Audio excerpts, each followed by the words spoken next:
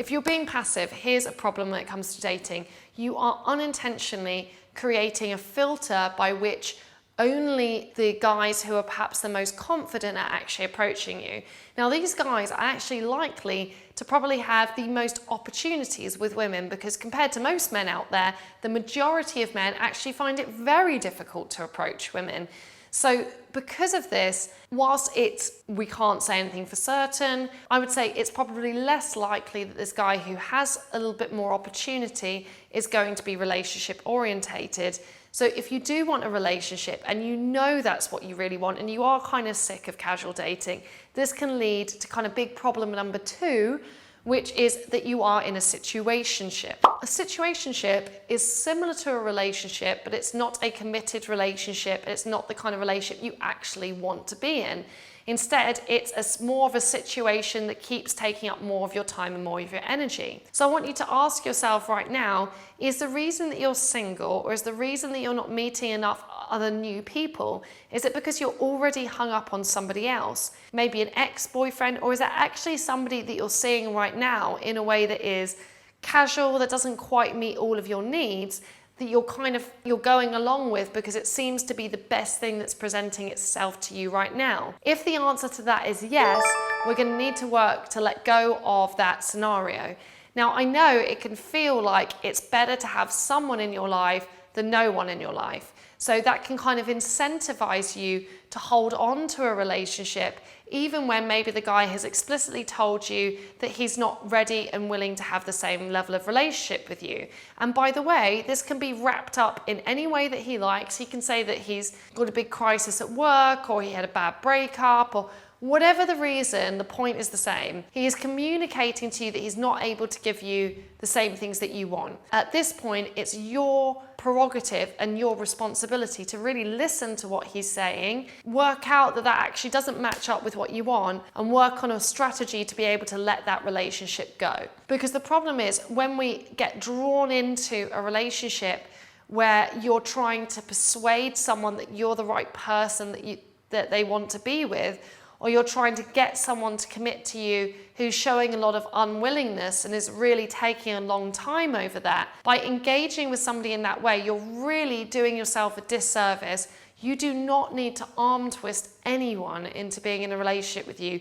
The right people are ready and willing to build that relationship with you instead. What I want you to think about with that is that if you are currently investing lots of your time and energy into someone, it's unlikely to resolve in the right way, or the way that you might want. That's because, first of all, it takes you away. It stops you actively looking for other opportunities. It sends a signal both to them and to you that you're actually willing to settle for less than you deserve. And instead, you need to send a signal to yourself that you deserve, you don't deserve crumbs from someone, you deserve the whole cake. Thirdly, it actually doesn't send any negative feedback loop to them. It shows that you're quite happy to continue engaging with them as you are. Fourthly, whenever we get into the space of trying to convince someone to be with us, it's usually really ineffective. And that's because to form a great relationship, that usually means that two people have to come together who have done the work on themselves and who both want the same things.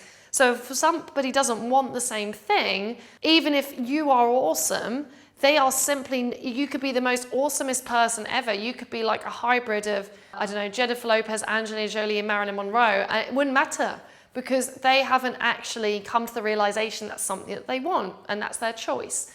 So because of that, if you are currently losing time and energy with a man, or maybe another woman, or both, who is just simply not able to give you the relationship you want, we need to set you to let that go in order for you to get your motivation back to go out and meet other people. I also really want you to be focusing on what messages you're sending to yourself around dating. And if you're dating someone who is in any way unavailable, but you're telling yourself that you want a relationship, I want you to realize that those two goals are not reconcilable. And you need to draw a line under dating people that are unavailable. Instead, shift your point of focus towards people who are giving you their time and their energy and their attention.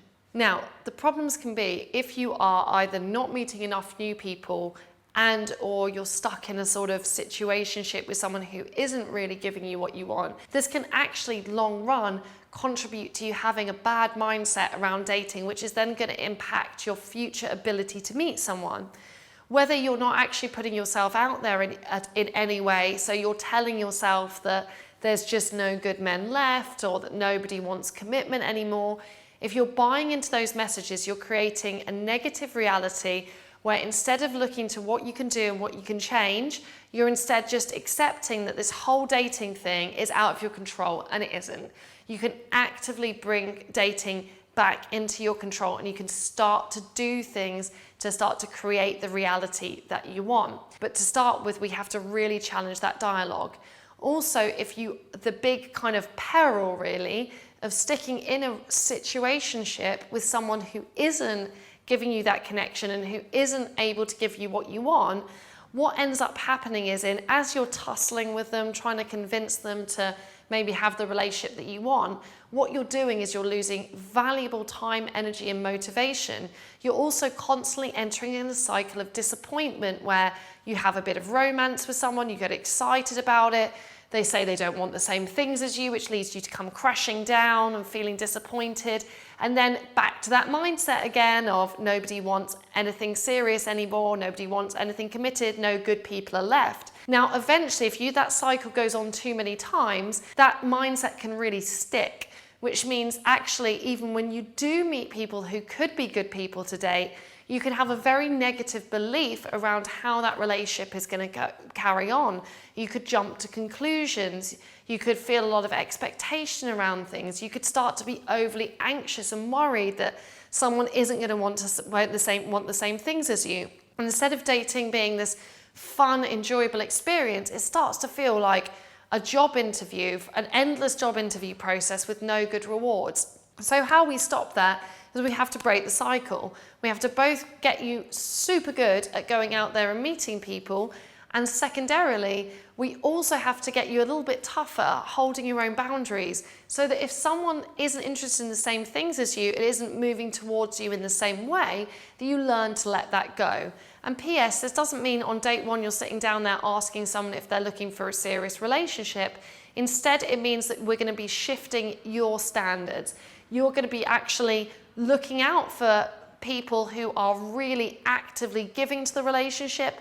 And if someone is giving you half-hearted effort, you're going to choose to lose interest. For now, I just need you to know that if someone is giving you a crumb and they're not giving you the whole cake, you just want to ignore the crumb that's on the table, because your time and energy is going to be better spent elsewhere, focusing on how you can develop this amazing skill set around meeting new people.